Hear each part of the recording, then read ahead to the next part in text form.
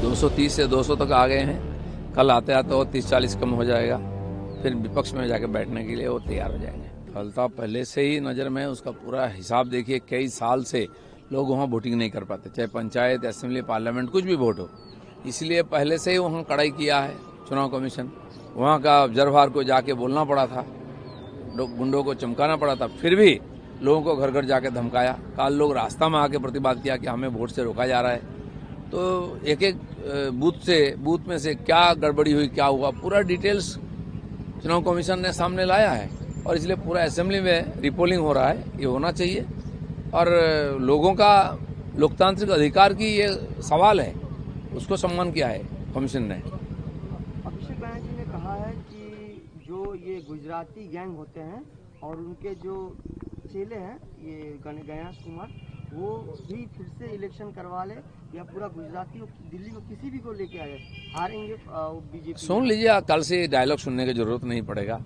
जिन्होंने diamond harbour model करके लोगों का लोकतांत्रिक अधिकार को हरण कर लिया था, वहाँ चुनाव कमीशन घुस करके आज चुनाव करा रहा है, सबको वोटाधिकार को निश्चित कर रहा है।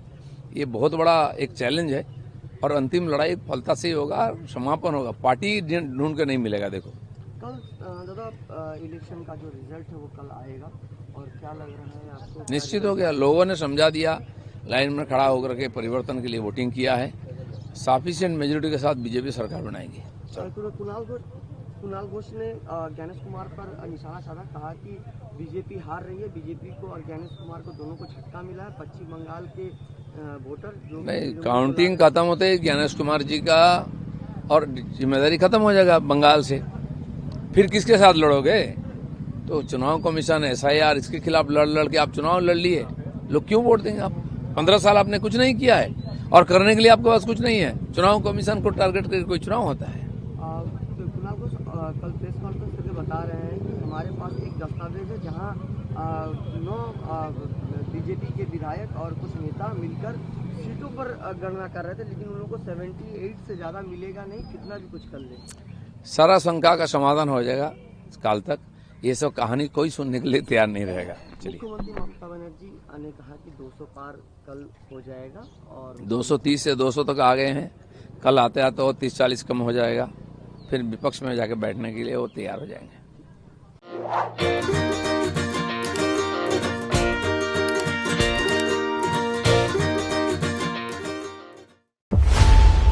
खबरों की रणभूमि में यहां शोर नहीं, सोच लड़ती है।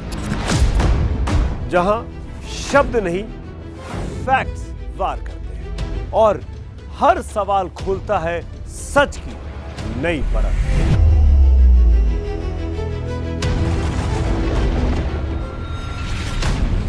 चक्रव्यूह आपके अपने सुमित अवस्थी के साथ सोमवार से शुक्रवार शाम 6:57 पर टाइम्स नाउ नव भारत पर।